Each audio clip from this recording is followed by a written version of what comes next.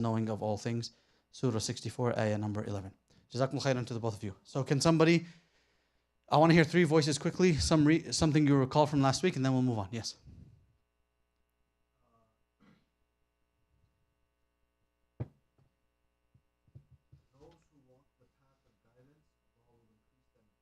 Yes, Jazakumullah khairan. That ayah. Allah says, وَالَّذِينَ اهْتَدَوْا زَادَهُمْ هُدًى وَآتَاهُمْ تَقْوَاهُم.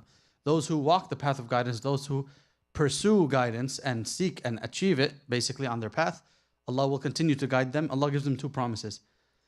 He will give them huda and taqwa, guidance and God consciousness. So some people say, like, I don't fear Allah, or I don't have consciousness of God. It's because you're not making any attempt. So إِنَّمَا الصَّبْرُ بِالتَّصَبُّرِ إِنَّمَا الْعِلْمُ بِالتَّعَلُّمِ. The Prophet ﷺ said, knowledge is only given by seeking it. It doesn't just fall from the sky. You don't just naturally have it. And sabr, or patience, is only achieved by tasabbur, meaning seeking it and developing it and practicing it. إِنَّمَا الْعِلْمُ بِالتَّعَلُّمِ وَإِنَّمَا الصَّبْرُ بِالتَّصَبُّرِ. أو كما قال صلى الله عليه وسلم. That's a hadith of the Prophet صلى الله عليه وسلم. Knowledge is only achieved through seeking it, and patience is only achieved through seeking it. If you feel like you're not patient enough, you don't have enough taqwa, you don't have enough guidance in your life, it's because you are not seeking it properly, or enough, or with enough heart. And if you do, Allah promises He will grant it. Good. Yes.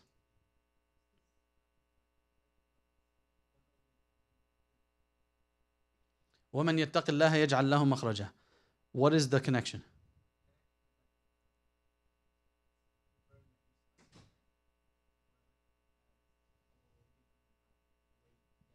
Okay, so the ayah you quoted is whoever fears Allah, whoever has taqwa and consciousness of God, Allah will grant them a way out. So the understanding is that they need a way out. They're stuck. So it's the same concept of somebody in this case, no disaster strikes except by the permission of Allah, and whoever believes in Allah, Allah will guide their heart. So the concept is that you're in a tough spot, a disaster or a catastrophe, and you need Allah's guidance to get out of it. Okay. Sisters, any last thought? Yes. Yes, and that is, where do you get that from?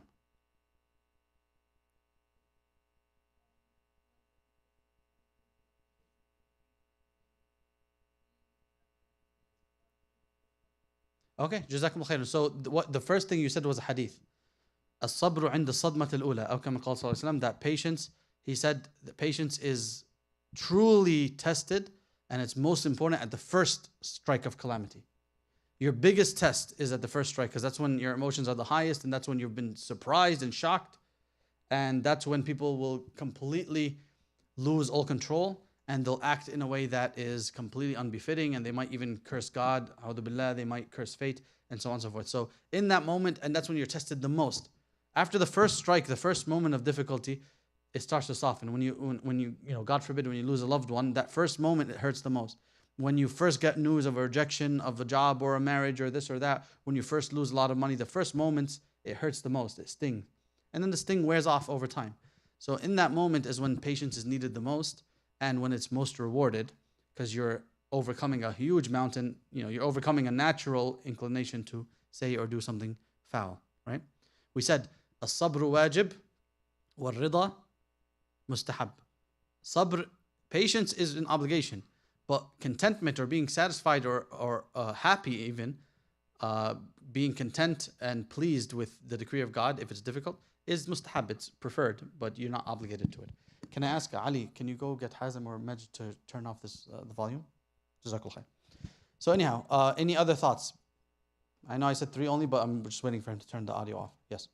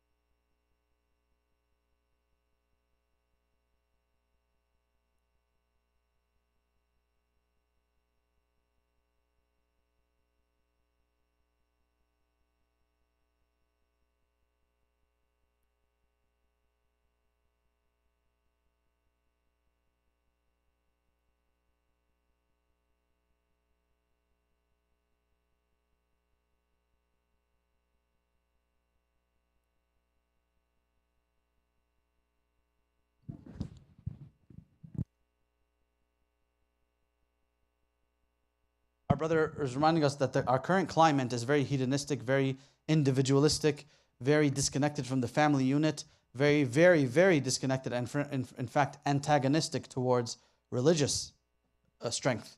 So therefore, they want you to have no foundation on any level. They don't want any safety nets, so you can fall prey to satanic and Satan's traps. And that's how the society is designed. So it is designed to cause you to break down. It's designed to have nothing to catch you when you fall, right? And may Allah Ta'ala protect us from that. Islam, Allah seeks or sends His faith to protect us from all of the above. All right, guys, Jazakumullah khairan. It's very good, alhamdulillah. I'm very happy to hear all your thoughts. It means you've been taking notes. It means that you're taking this teaching seriously, which I'm happy to hear that, inshallah. All right, today, Bismillah, Alhamdulillah, wassalatu wassalamu ala Rasulillah wa ala alihi wa sahbihi wa man walah. Allahumma la sahla illa ma ja'altahu sahla wa anta taj'alul hazna idha shi'ta sahla. Rabbi shrah li sadri wa yassir li amri wahlul 'uqdatan min lisani yafqahu qawli. Allahumma 'allimni ma yanfa'uni wanfa'ni bima 'allamtani wa zidni 'ilman ya rabbil alamin. In the name of Allah Ta'ala, we begin. All praise and thanks belong to Him, and may His peace and blessings be upon His final messenger Muhammad and all those who follow in His footsteps. And we ask Allah to make us amongst them in this world and the next. The 48th principle. بعد أن أعوذ بالله من الشيطان الرجيم يقول الرب سبحانه وتعالى قد علم كل أناس مشربهم. This comes, I think, twice in the Quran, if I'm not mistaken, but this one particularly is in verse. It's Surah number 2, verse number 60. Surah number 2, which is which surah? Al-Baqarah, right? Surah Al-Baqarah, verse number 60. Allah says, قَدْ عَلِمَ كُلُّ أُنَاسٍ مَشْرَبَهُمْ. Each group knew their own drinking place, or each group knew where to drink from. Now, obviously, this is probably out of all the almost 50 principles we've covered, this one, standing alone, you're immediately confused, right? Who would agree? Like, I think every single principle so far, if I just told you that, and it's obviously part of an ayah, not the entire ayah, you could already make some deductions. Can anybody make any deductions here? Like, anybody want to give it a go? Yes.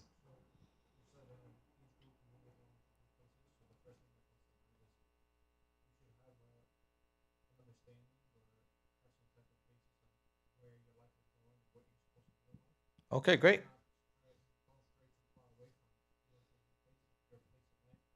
All right, I like that. That's good. That's on track. Yes.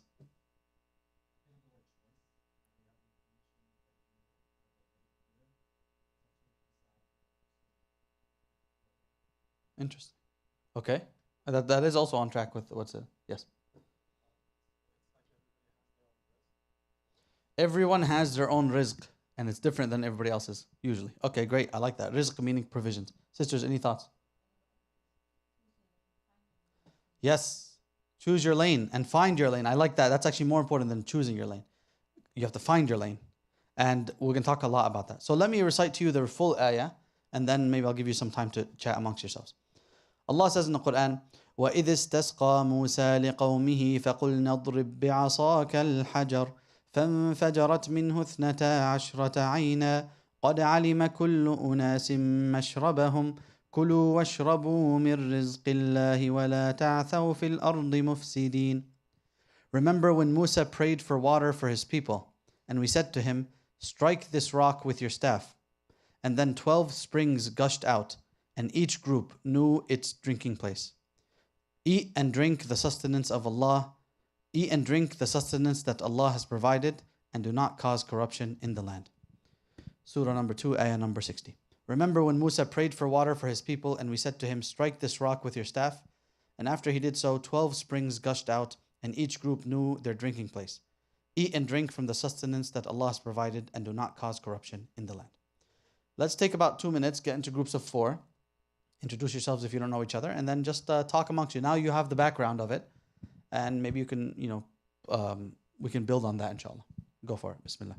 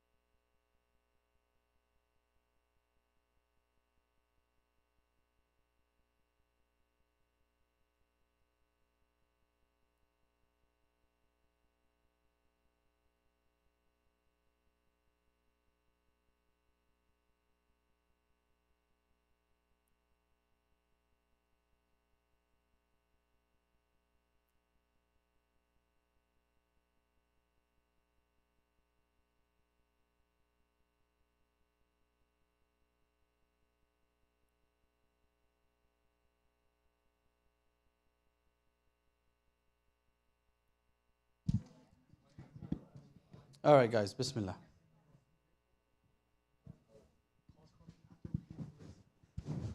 So this is a very interesting lesson. This is completely different from most of the other principles we've covered. But a reminder, the Shaykh mentioned this, Hafidhahullah, may Allah protect him. He mentioned this in the context of principles for life. Not just, hey, let's hear a story about Bani Israel, right? So if our minds are in that zone, how is this a principle for my life? How can I apply this? So let's hear some thoughts here. And by the way, if your thought was in a different direction, so I just want to hear, because again, this is a bit different from what we've covered so far. I want to hear what this inspires in you. Like there's a reason God put this in the Quran. Like Allah put this in the Quran to be there to the end of time. There's wisdom there for sure. Yes.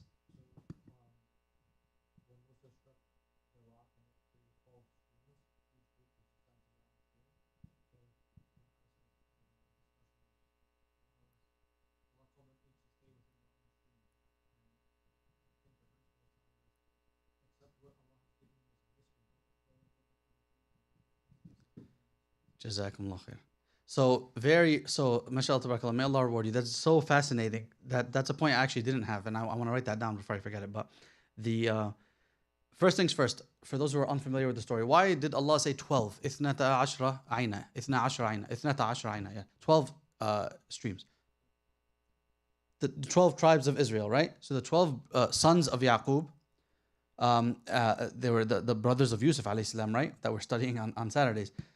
Later generations, now they became 12 different tribes. Like they've passed on, they got married, they had kids, and their kids had kids, and it became 12 different 12 tribes. They're cousins, but they're distant cousins at this point, right? That's what second cousin, third cousin, and so on, right? But they became a whole big tribe, and amongst that is 12 sub-tribes, and they all go back to 12 brothers that all go back to one father, right? Which is Yaqub, which another name or the title of Yaqub alayhi salam, Jacob, Prophet Jacob alayhi salam, was Israel. So that's why they are Bani Israel, the children of Israel.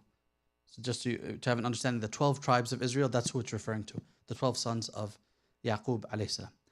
So this is many, many years later. They've become 12 tribes and they've become vast in number. And they are with Musa alayhi salam. This is after they became slaves for Fir'aun. And like it's many generations later. But they still have their tribal allegiance. Now, once upon a time, these were 12 brothers in the same house, literally. But now they are 12 tribes that are more affiliated with their sub-tribe than the bigger one, right? And that's just natural. That's how humans act. So first things first, our brother mentioned that Allah subhanahu wa ta'ala split it into 12 and told them, each of them, قَدْ عَلِمَ كُلُّ أُنَاسٍ مَشْرَبَهُم. Each group of people knows their drinking one. This is yours. This is for your tribe. This is where you drink from. Don't go drink from the other one. Even though it's all coming the same water.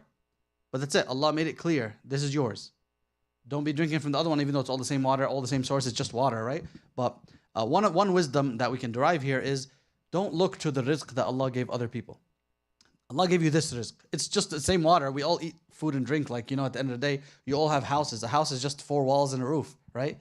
Some people paint it a different color. Some is bigger than the others. It's just 4 walls and a roof. A car is, 4 wheels and a beep that gets you somewhere, and that's it. But people just obsess over it. And like this is their whole life is, I want to watch that, is $100,000. It's a watch, and it tells the same exact time, but it's just like people's absolute obsession in these dunya stuff. If you break it down, it's water coming from the same source. But so it's very interesting. Allah says, stay in your lane, or in the terms of rizq. Don't get your eyes envious about other people's things. Jazakum khair. And that means like you're not allowed to go and try to grab from what other people have, and you're not allowed to obsess over what they have, and be grateful for what you have. That's definitely a very valuable lesson here. Sisters, any thoughts? Don't demand of people what they're not capable of. So how's that connected here?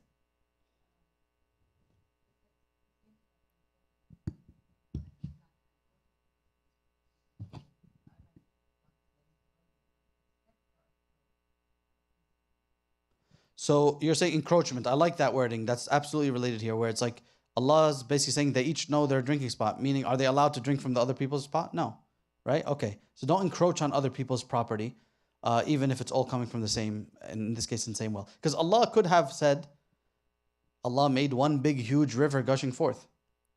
But Allah specifically did it and specifically told us. Allah could have done 12 for them because it was a lesson for them, and then not told us because it wasn't a lesson for us. Allah could have said, Musa alayhi salam asked for water and Allah gave them water, gave them a gushing river. And that's it. Allah could have left that detail out. There's a lot of things in the Quran where Allah left the details out. But Allah chose this detail here specifically. So one of the reasons is encroachment. Don't encroach on other people's things. Okay, what else?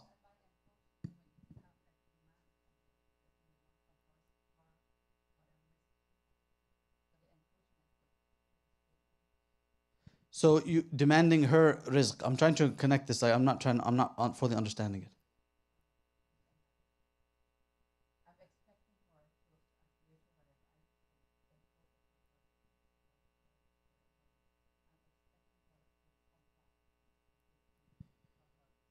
So I'm still trying to understand. I suppose encroachment would cover that in that case. Yeah, maybe we'll get to it later because we're talking about it. We'll get there, inshallah, about the concept of expecting the exact same thing from different people. That's another concept to explore here. Any thoughts? Yes.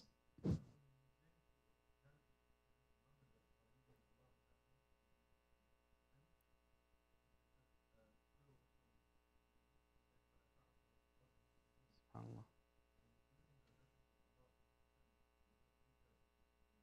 SubhanAllah. Jazakallah khairan. So our brother is referencing the second part of the ayah where Allah says, first of all, Prophet Musa ﷺ asked on behalf of his people because they asked him to ask Allah, and Allah gave them that rizq. And then Allah at the end of the ayah says, well, okay, here's your rizq, enjoy it, but do not now be corrupt in the land with the blessings Allah gave you. So it's a reminder that it's a gift from Allah, don't use it to be evil. Yes.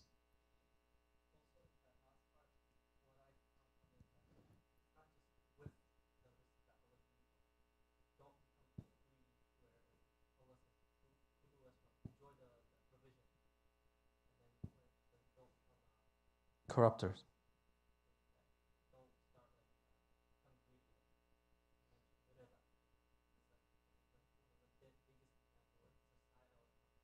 Yeah. SubhanAllah. And corruption, it could be the greed coming from wanting more or wanting what other people have and finding crafty ways. So Allah made it very clear 12 different sort of rivers or flows of water. And nobody get their eye on the other person's where they're like, well, if I can merge it into this one, it becomes all mine, or I take a little bit more from some people's share. And that's like corruption in the land. So riba, as you mentioned, is one of the forms of greed, endless greed and corruption, and wanting more than you deserve. Any other question? Yes.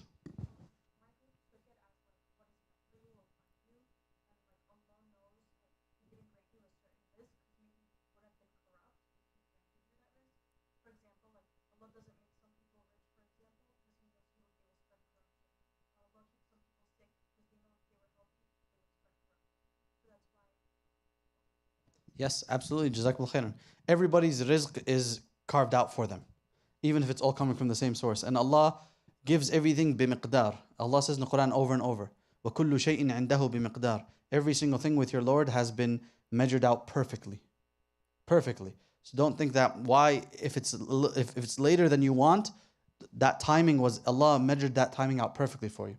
If it's not as much as you would have liked, Allah measured it out perfectly. Your health or your lack thereof, Allah measured that out perfectly. Your wealth or your lack thereof, Allah measured that out perfectly. And like our sister said, as the Prophet ﷺ advised, if you were to receive, Allah knows if you were to receive a certain amount of money or the wealth that you're seeking, Allah knows it would have corrupted you and you would never show up in the masjid again and you would become a zalim and then you would have to go to hellfire. And so Allah prevents you from something that would harm you, even though He knows and you don't. Wallahu ya'lamu wa antum la ta'lamun. And vice versa with health and well-being and so on and so forth, right? So Allah gave you kullu shay'in indahu bimiqdar. Allah gave you the exact amount of rizq that is perfect for you, even if you don't know it yet, and you'll know on the Day of Judgment. So Allah split it into 12, and for all we know, they weren't always exactly equal. Allahu alam, it seems likely that that's what it was, but what if one was fuller on certain days and so on and so forth? Allahu alam, right? Where they have this, it's a test for them in that regard. Allahu alam. Any last thoughts? Yes.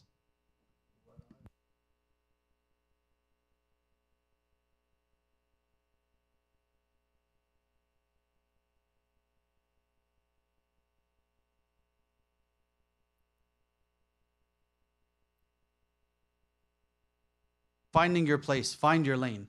I think that's what Hazm titled this session. Find your lane. So Allah subhanahu wa ta'ala is giving us a hint. He's giving us wisdom here. And part of it is you have to find your lane in this dunya. Okay? So we'll talk now about how this ayah should, or how this principle, how this ayah should be understood as a principle. So of course, initially is the first, just the story of Bani Israel. And there was wisdom there. Like I said, Allah could have chose to give them just one big old river, or He could have just chosen to give them the 12 and then just not tell us about it and just say they got water. But Allah did both. He gave them 12 and He told us it was 12 specifically, one for each tribe. So obviously the first things first is clearly there's one for each tribe. Allah could have broke it down to 3 or 4 or whatnot, but it was one for each tribe because that was their distinct identities up until that point. Now obviously they're all related, so they're all one big tribe, but these are the sub-tribes who identify with themselves. So this lesson can be learned, or there's value in this on a societal level, and there's value in this on an individual level. So that's the two ways we're going to categorize it today. Let's look at it from a society standpoint first though. Number one, what's a lesson we can pick up for society? Is that there's nothing wrong with aligning or congregating around a shared heritage. See, this might be a bit controversial. Here in America, there's such a, obviously there's a history of racism, there's a history of xenophobia, there's a history of disrespecting others because of their skin color or their background and so on. So what that ends up happening is the push against it will go sometimes, not always, sometimes it goes to an extreme where, well, I don't see color, I don't see race, there is no such thing as race, there's no such thing as color, and everyone must be forced against their will to just be one big group, and that's that. Right? Sometimes that's the message, or that's the message that's being tried, and frankly speaking, that message fails, and it will never succeed. People, there's a reason why we have, Chinatown and Little Yemen and little this and that, because people congregate around a shared heritage. There's a reason why we have the Arab mosque, the Albanian mosque, the Black American mosque, usually the Desi mosque, right, Pakistani. The people who started more than not, the people who started those communities did not say this is a Pakistani community. That wasn't their intent. Now sometimes it is, and sometimes it's sinful because they're racist. They actually are. But other times it was just the natural. People when they moved to America, they just went, hey, where's my fellow people who speak my language, who I can, find a room and find a place to work and so on. Oh, they're there. They hung out this is where the first couple of people moved, and that's where the next couple of people moved, and that's it. This becomes a place called Little Yemen or whatever they call it, Little Pakistan, right, in Coney Island now. So like this is a natural thing that occurred. It wasn't intentional, correct? It was organic.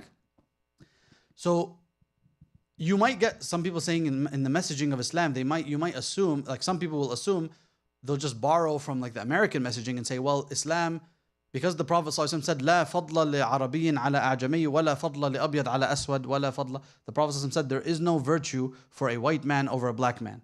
There is no virtue for an Arab over a non-Arab. And he said, إلا بالتقوى, except for taqwa. That's the only way you can rise above somebody else. Not because of your skin color, not because of this, not because of that, not because of that. Not man over woman or woman over man. No. If you have more taqwa, on the day of judgment, you will be higher level. That's it. Inna Allah la yanduru ila suwarikum wala, what is the other part of the hadith? Inna Allah la yanduru ila suwarikum wala amwalikum, walakin yandur ila qulubikum. The Prophet ﷺ said, Allah does not look at your physical appearance, and He does not look at your wealth. Rather, He looks at your heart. And this is how the day of judgment will be judged. Right? So may Allah Ta'ala grant us pure hearts. So there is absolutely that messaging in Islam. You cannot be racist. You cannot look down upon somebody because of their race. You cannot disclude somebody because of their race or because of their heritage or not. However, if you gravitate towards people of your ethnic background, or in this case, their sub-tribe or their family, that's how you identify with, that's your closest of kin, that is fine. That's natural. That's going to happen. And there's no fighting that. Now, you must put checks and balances to avoid that from becoming dhulm, because it can go into dhulm. But in and of itself, it's not a problem by its very nature. Any questions here? Because this is, some people might not agree with this or might not understand it. Yes.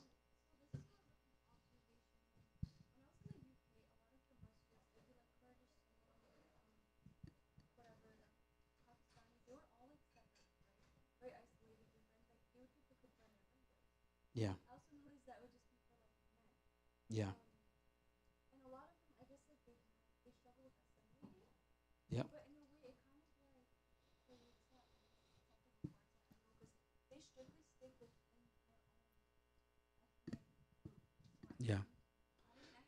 So how long did you stay in the UK?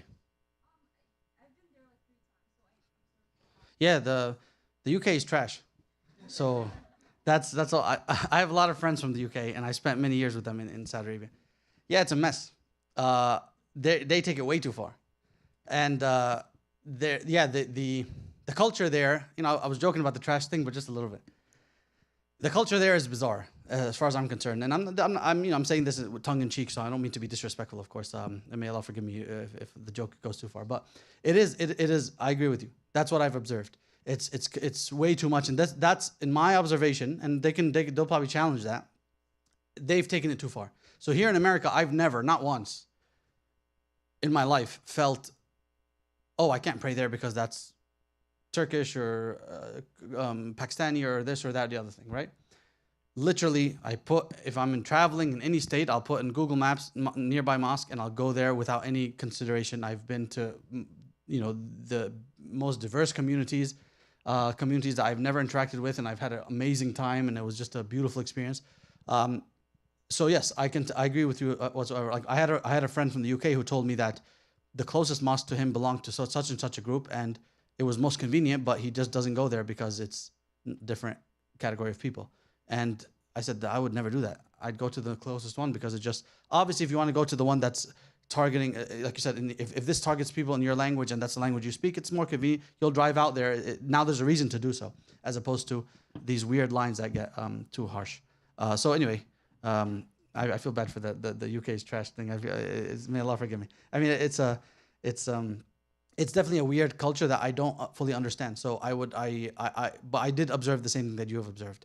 They probably take it too far, and that's a problem that can arise because then there's no Islam. Allah says in the Quran that جعلكم شعوبا وقبائل لتعارفوا إن أكرمكم عند الله أتقاكم. Allah made you into tribes and cultures so that you can get to know one another, not so you can go differ, right? And Allah says إن أكرمكم عند الله أتقاكم. The most noble of you in the eyes of Allah is the one who has the most taqwa. That's it. Nothing else makes you noble. I don't care how much money you have. I don't care what bloodline you have. I don't care if you're white, black, whatever color you are. The only thing that makes you noble is taqwa, period. End of story, right?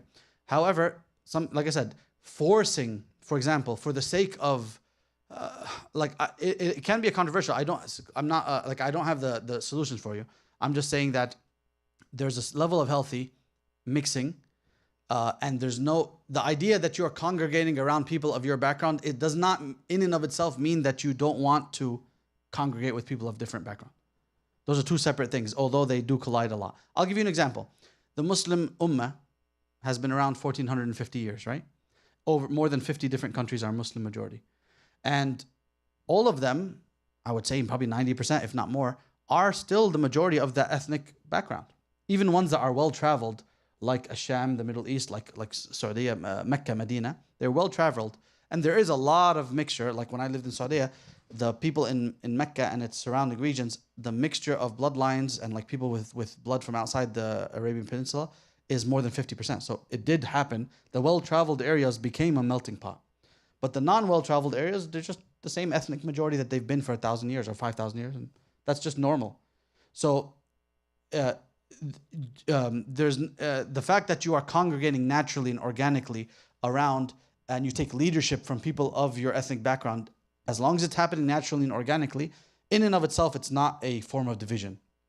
When it is forced or when it's exclusionary or disrespectful or and so on, racist and dhulm to people of not that background, that's when the line is drawn Islamically.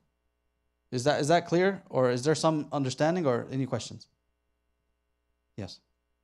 I have something to add to it because I really understand. Because in Turkey, right, I'm Turkish, and in like my hometown in Turkey, I remember I went to the masajid to pray. I think it was Asr, and you know how here it's normal when you raise your hands every time you say Allah Akbar, or just in Salah.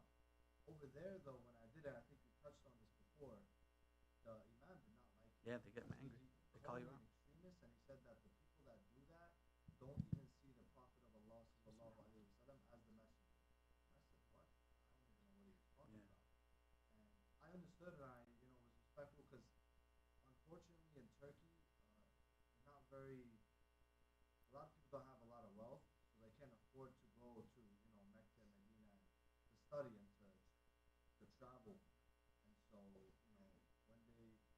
cut bid'ahs and they do, innovations. I try and help as much as I can, but a lot of the time it's hard. It's a journey. Allah blessed us.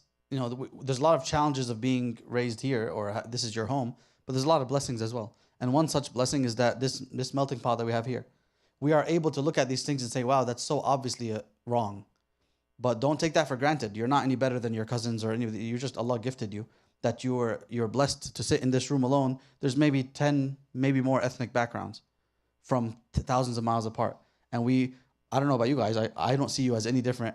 And I feel like we're all one unit. I genuinely believe that. And that's a blessing and a gift. And part of it is our weakened heritage, our weakened loyalty to our heritage. That's a bad thing a lot of times. Like, you're not as loyal to your ethnic background, but it does provide some good because of that weakened loyalty, you're able to replace that loyalty with loyalty to Islam, which should be your number one loyalty. And you're able to look at a person of a different skin color who's your brother or sister in Islam and you say, I genuinely do not see you as any different than me.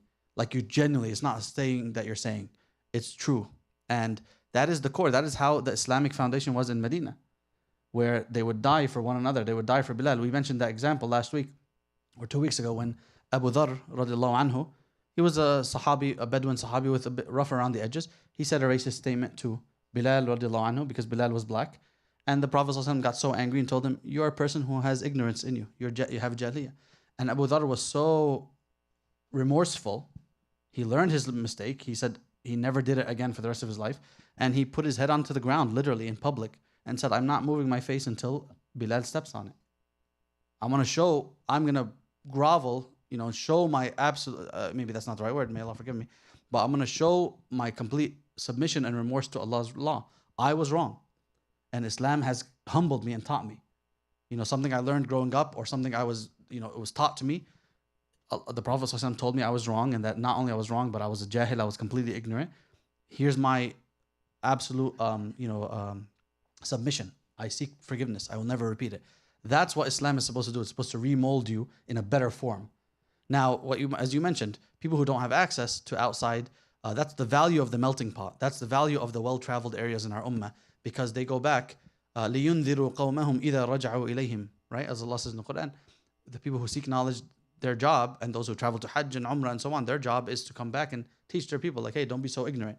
Our ummah is much more vast than that. And that's one of Malcolm X's biggest, I would say, he had two major turning points. One was in prison when he became Muslim, and number two was in Hajj. I think the bigger one was the Hajj one, where his mind was absolutely blown. And remember, imagine Hajj 50 years ago. It was just desert and no ACs and nothing, but it changed his entire world. And by extension, changed the world of tens of millions of Americans who have become Muslim or at least considered Islam through his work. So this is much more controversial, or I would say deeper conversation. But there is definitely wisdom in Allah splitting them into 12. So just the idea of congregating around a shared heritage or shared XYZ is not in and of itself a divisive maneuver. Divisive maneuvers usually join in, and that's a problem. And we have to draw the line there. But the line is, the message is, the line is not drawn way back where we think it is, where no groups at all. You shouldn't call this the Albanian masjid. You shouldn't call this, and by the way, this masjid has never been named the Arab this or that, but that's what people say, oh, that's majority Arab community, or in this area is majority this or that. That, if it happens organically and it's not exclusionary and so on, then that's not in and of itself a concern. And in fact, that couldn't be productive. But the line does get drawn really quick. Okay? Did I see a hand? Yes.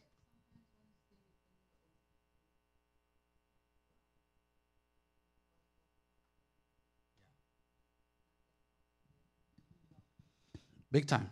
No, Jazakumullah khairan. And I would say that happens more often than not. And that's why it does get problematic when it's inorganic. So our sister mentioned that when you are with your cultural group, like, or your ethnic group or whatnot, for a long enough period, you are essentially, the lines between Islam and culture blur. And in fact, they get presented as one big thing. And you never ever learn. Like you said, in Turkey or Egypt or wherever, they will spend their whole life never ever learning to differentiate. And they just, and they might get super angry with somebody who's doing something from deen and say, you're going against the deen. And he's like, no, you're wrong. This is culture. And I'm allowed to go against culture if I'm part of another culture. So then the conflicts occur. I would say this, because Medina was a melting pot and Mecca is absolutely a melting pot until the Day of Judgment. And and those are our core places, I would say that that is the preference of Allah subhanahu wa ta'ala. May Allah forgive me for using such a bold term, but this is the ideal society that Allah wants, for obvious reasons, because He chose them as our core. Everything else is permitted in and of itself. Like there's nothing wrong in the concept of madhabs. There's nothing, and don't like go back to your ethnic homeland, for example, or what you learned elsewhere, and say like they will only ever be right if I change them to my madhab that I learned in America or Medina or whatnot. Like students who go and become a scholar in Egypt or Medina or whatnot, and they go home and they're changing the things that don't need to be changed, and they say until you change to my view, you're all wrong. That's a misunderstanding of what it means, culture versus religion. Did I see a hand? I know it's a controversial issue, yeah. Like one of the main things was that mainly everything else was alright. It's just that a lot of them, because of the lack of knowledge, because of the lack of the fact that they don't have money, they can't go out and seek knowledge. It's hard there. So a lot of it is just straight bidah. Like Yeah. so much innovation that I don't even know where to start. And I tried to that's why it is truly a blessing. Alhamdulillah for the fact that we get this knowledge here, and everyone can go back home and teach Yeah. whatever is necessary. That's our job. Yeah, my main thing was teaching my cousins and whoever I could, friends and family there, not to do the bidah, Yeah. to just switch it up and do it the correct way, but not to change the manhaj or to Yeah, yeah. change everything. When you learn more knowledge, the beauty of knowledge is that you learn as you climb by Allah's permission, as Allah lifts you, you start learning what's negotiable and what's not. And the things that are, the stakes are low or it's negotiable, you have to drop it so you can save your social capital for the things that are non-negotiable. Worshipping other than Allah, disobeying clear commandments of God.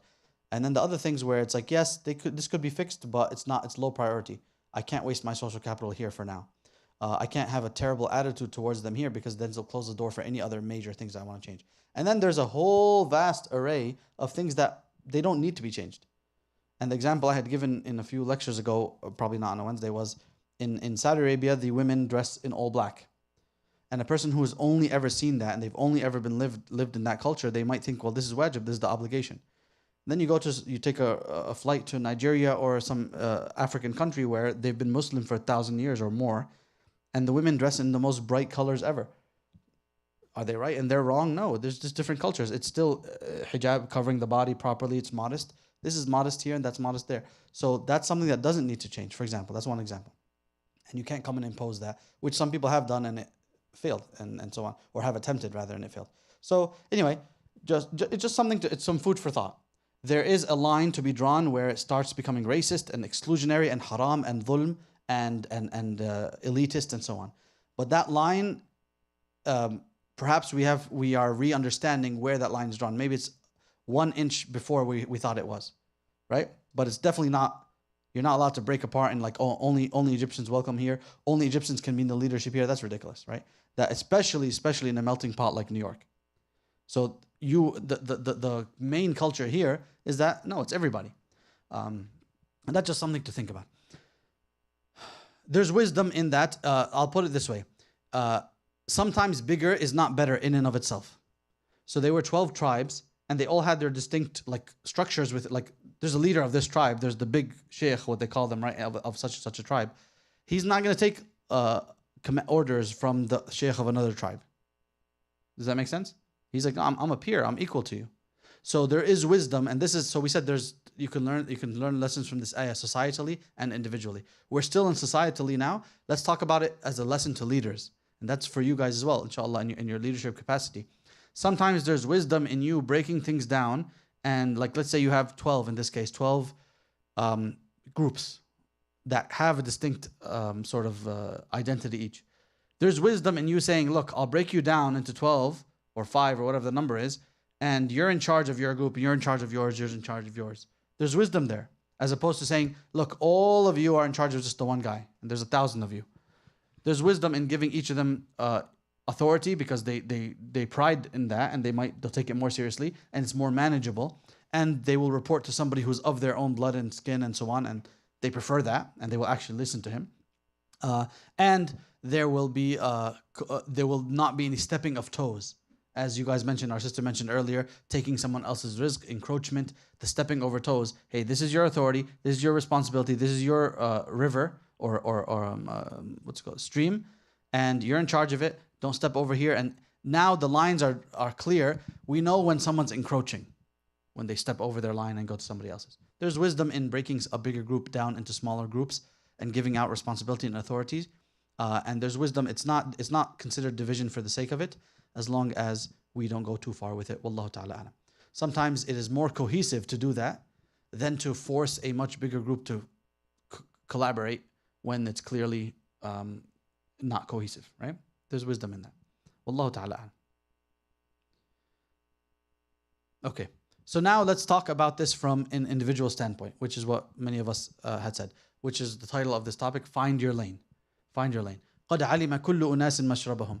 Every group knew their stream, right? And this is what the Shaykh mentions actually in the book. He said that he talked about it almost entirely individually. How can we benefit from this ayah for our individual self? Number one, and I said when the sister said that she used the phrase find your lane, I think, or it might have been you, right? You used the phrase find your lane. I preferred that compared to choose your lane, exactly right. Because every single human being on this planet, including all of you, was born with a set of talents. There's things that you are better at than the rest of us in this room. Now, some of you are saying, not me. And I agree with that. You specifically, no, but everybody else is good. No, yes, you for sure. It's just that here's why I said don't not use choose, find. You have to find. This is where I think a lot of people are not familiar with. We all been told by the American dream that you're special in your own way, and you believed it a little bit, then you got depressed because it wasn't real. But it is real, but you have to, this is the Islamic aspect of it. You must work to find it. It's not going to land in your lap. Every single person in this room has a unique set of skills and talents or aptitudes, meaning the ability to pick up something really well and to be really good at something. You have a unique set that I don't have, that this guy doesn't have, that she doesn't have, and so on. You may not have found it yet. Keep looking. It is your obligation. If you want to be great, you are 1000% capable of being great at something or a few things. If you have not found it yet, keep looking. And the example that we gave before was Muhammad Muhsin Khan, rahmahullah. I'll simplify his story. He passed away in 2021 at the age of 90, I think it was. Allah yarhamu. He passed away in Medina. He was buried in the Baqiyah, the graveyard of the Sahaba, which was his dream. This man was born in the UK. He was of Afghan heritage. He spent his first 40 years of his life not practicing Islam, or let's say the first 30, not practicing Islam. He was a doctor by trade. He was a physician, but he took a job teaching med school. This was, I think, in the 70s or something. He gets a job offer to go to Saudi Arabia back in the 70s when it was just desert. And they were offering obscene amounts of money for any Westerner to come teach and help them build their country. So he took the job offer because it was just insane amount of money. He did not know a word of Arabic. He did not practice or pray or do anything. He did not know Quran. And he was just going, he said in his own biography, I'm just going for the job. It was an insanely well-paid job. There's a lot more detail. I'm leaving it. You can look it up, inshallah. He spends about 10 years there, learns Arabic, and then becomes more religious, gets back to his deen, learns about salah, like taking salah seriously. By the time he's 40 years old, he has an awakening and a fire burns in his heart that he could not put out by any means. That you have to do something for the deen. And again, the story continues, but that fire would not go away, that he kept pursuing, how do I serve the deen? How do I serve the deen? What talents do I have? That's the question he asked. He was a physician, he's a doctor, but he's like, I already teach med school here in Saudi. Like I'm helping the Muslim world become doctors. He would go to sleep at night, that doesn't feel like it's enough. He didn't find his calling yet. Now, most people would just give up there and just say whatever. He said, no, what are my talents? What are my talents? What are my talents? He found a talent that we all have here. What was it? He speaks English. That's what he found. He's like, I speak English. And then he turned that, and again, the story is a lot longer. He met with Shaykh Ibn Baz, rahimahullah, and so on. And that's why you have on every single Quran app, every single website, the Muhammad Muhsin Khan translation of the Quran. Muhsin Khan now has been read by perhaps 50 million people, 100 million people, who knows.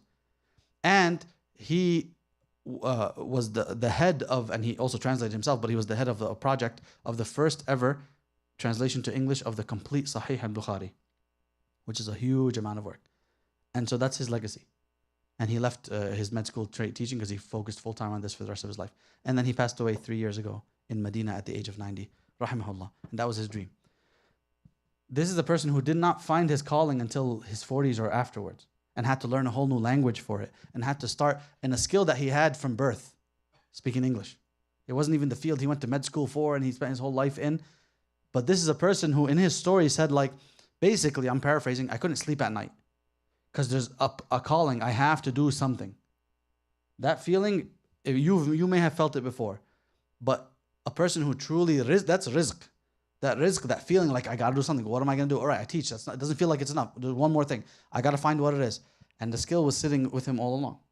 It was a talent. He had an aptitude. Not everybody can sit and translate thousands and thousands and thousands of pages and double check and tweak it and make sure it's Quran. Right? You know. Bottom line is, every single person here has skills and talents and aptitudes that's unique to you. That's rizq waiting, potential energy waiting to become kinetic.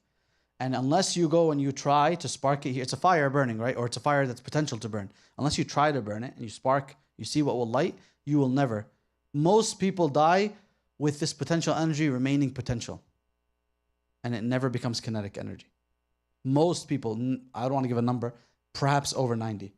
They live and die because their aspirations are so low, because they don't bother.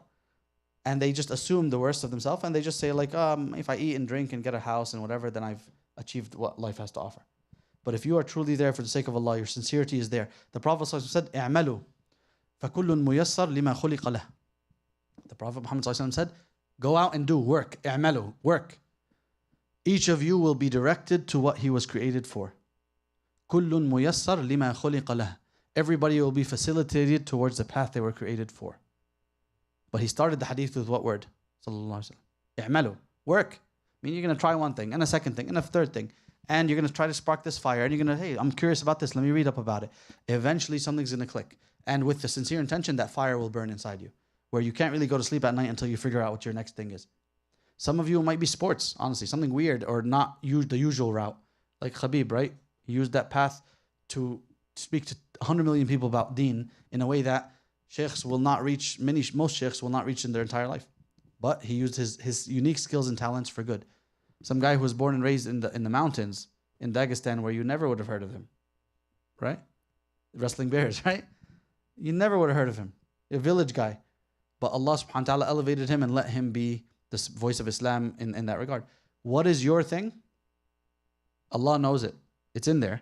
And your talents, Allah gave you that skill, those skills, so you can't say it to Allah, I don't got anything, oh Allah. I'm not particularly smart. I'm not fast. I'm not creative. I'm not this. There's something. There's a set. You just have not discovered it yet. So keep اعملوا فإن كل ميسر لما خلق له أو كما قال صلى الله عليه وسلم. Go out and work, seek, climb, and each of you will be facilitated or directed towards the path that you were created for. That is the wording of our Prophet sallallahu alaihi wasallam. So to conclude here, because it's almost 8:30, the Shaykh is saying, find your lane. And he said, the second thing the Shaykh mentioned was, hafidhahullah, he said that beware of being redirected out of your lane to something that you are not good at. If you find your lane, then grow it. Maximize. What's the word that they use in English? There's capitalize, but there's also compound it. Optimize. I heard, yeah, optimize is good. But the word I was looking for, like in business, they compound it. Compound your wealth. Like if you're really great at this thing, compound it. Instead of trying to go learn a new thing from scratch that you might not be good at. If you're not a math guy, but you're really creative, that creativity can do something. The world runs on creativity today. You can reach the world. But if you're a math person or this or that, then that's the direction too. But my point is, the Shaykh is saying, beware of being convinced to get out of your lane into something that you start from scratch.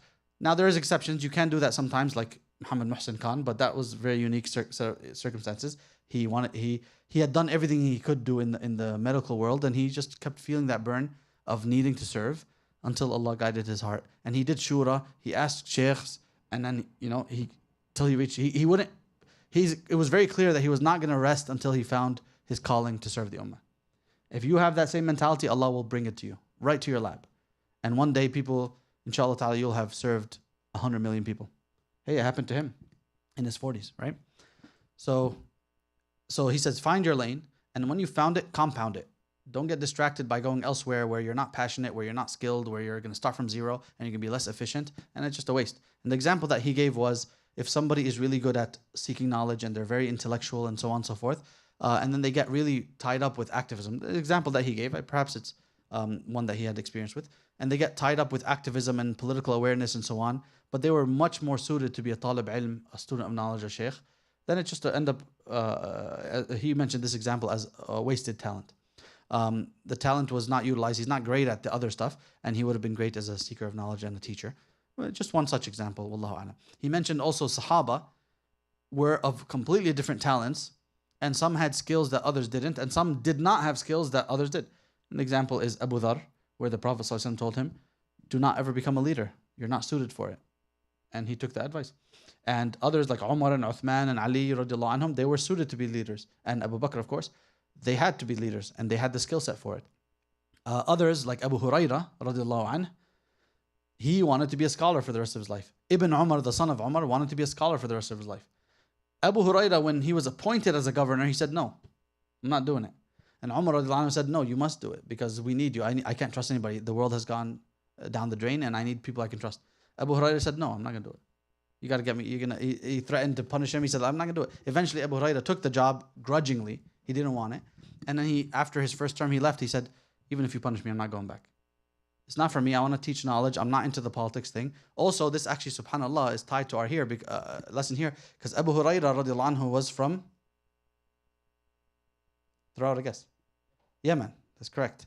He was perhaps near thereabouts, but let's say Yemen. It's the closest. So he's from Yemen. And he passed, when the Prophet ﷺ passed away at the age of 63, Abu Hurairah was perhaps 20, 21. He was a young man. And he had memorized the most hadiths of everybody. That was his aptitude. And he dedicated his life to teaching it. Decades later, when Abu Hurairah was perhaps in his 40s, the ummah had grown exponentially. And Umar's philosophy as a Khalifa was, I put into leadership people I trust, not people of that region. That wasn't his main criteria. And this backfired on Umar radiallahu anhu a number of times. One such time was Abu Hurairah. He put him in charge of the people of Bahrain, which is Arabs too, but he's from Yemen. And they did not like him whatsoever. And they didn't mesh well. They need a guy from their town to lead them. So Abu Hurairah only took the job very grudgingly because he was forced into it. And eventually he said, like, you know what, after my first term, you're going to have to punish me. I'm not taking this. And he just went and did what he loved. And that's just a very interesting philosophy. Not everybody's built for it, nor do they care for it, nor will they do well in it, right? And the things that you are passionate about and that you're good for and that you're talented for, you're going to excel in it, and you can, Abu Hurairah became the person who is most narrated the most hadiths ever, and we are all indebted to him, and he gets hasanat every second of every day for the rest of eternity. He chose well, right? And he knew his lane and he excelled in it, radiallahu anhu. So I'm going to give you guys, end it here. I'll give you guys a Venn diagram that you can do for yourself. I actually encourage you all to do. And then it'll help you. It's one of the tools that will help you extract whatever you're going to excel at. Because I expect everybody here, inshallah, to be Abu Hurairah in one way or the other. Radiallahu anhu. You got to have a passive income that when you die, you're getting hasanat every second for as long as the world exists. You better be hungry for it. Muhammad Muhsin Khan found it. Right? He passed away 3 years ago. He became, may Allah accept, he became the Abu Hurairah of his field. Now there are other Quranic translations, but are you telling me that every second of every day there's going to be somebody in the world reading his translation at some point? So like he may Allah accept from him. I got to find that for me, and you got to find that for you.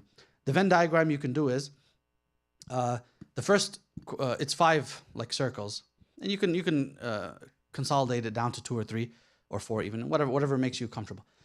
The first question you have to ask yourself is, what skills or education or talents or credentials do I have?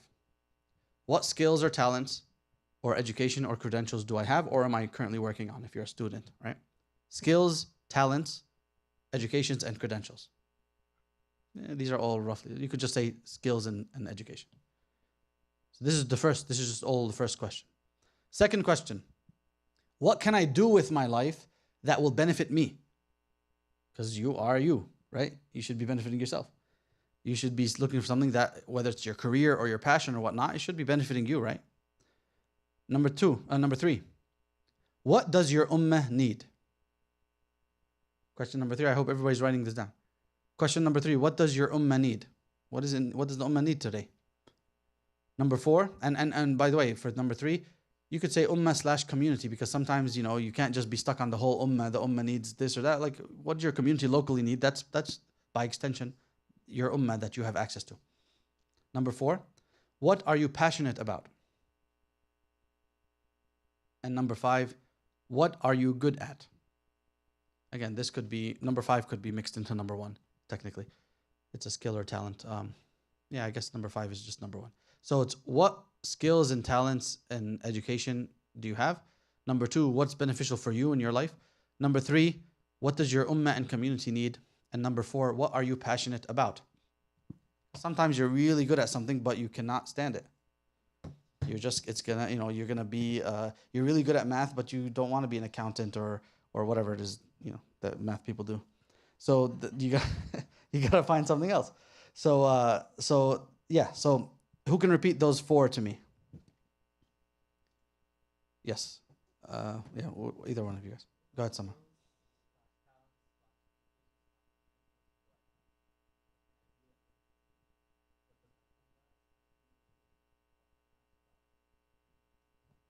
What are you good at? Okay, great, awesome. Any questions about this? I want you to do this exercise. You can make it in a series of circles, right? And see the overlap. Eventually, something's gonna be like, oh, I'm passionate about this and I'm good at it. Because guess what? Like, sometimes you're really passionate about something, but you're just terrible at it. Like, you gotta throw in the towel eventually, right? But this really will make you think these questions, and there will be overlap, and so, this will require thinking. It will require experience and just waiting it out. It will require trial and error. It will require just life experience. Over time, eventually, something's gonna click here, and it's gonna speak to you for the rest of your life. It's that simple, and it might be your door to Jannah, inshallah. Any thoughts on this thing? Yes.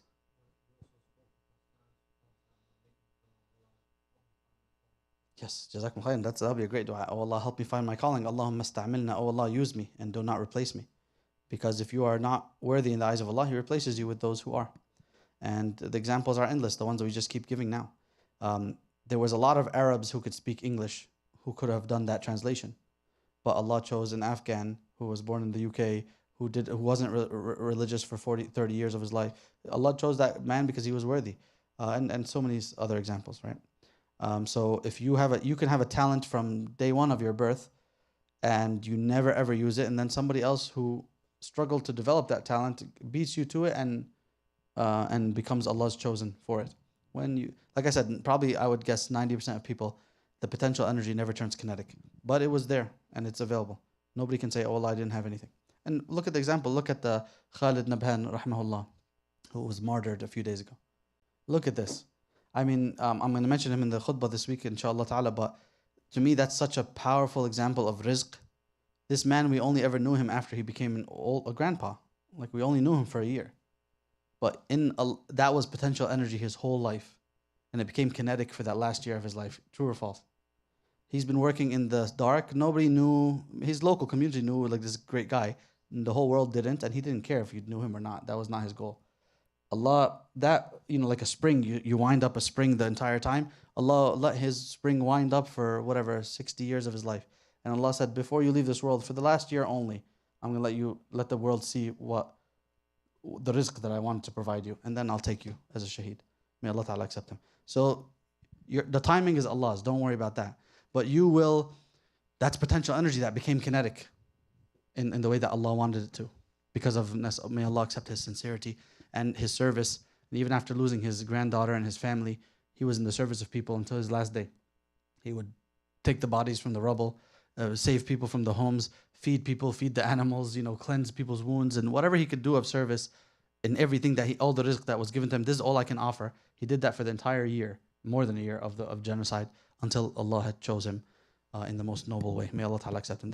If that's not an example of potential turning kinetic, then I don't know what is. Wallahu a'lam.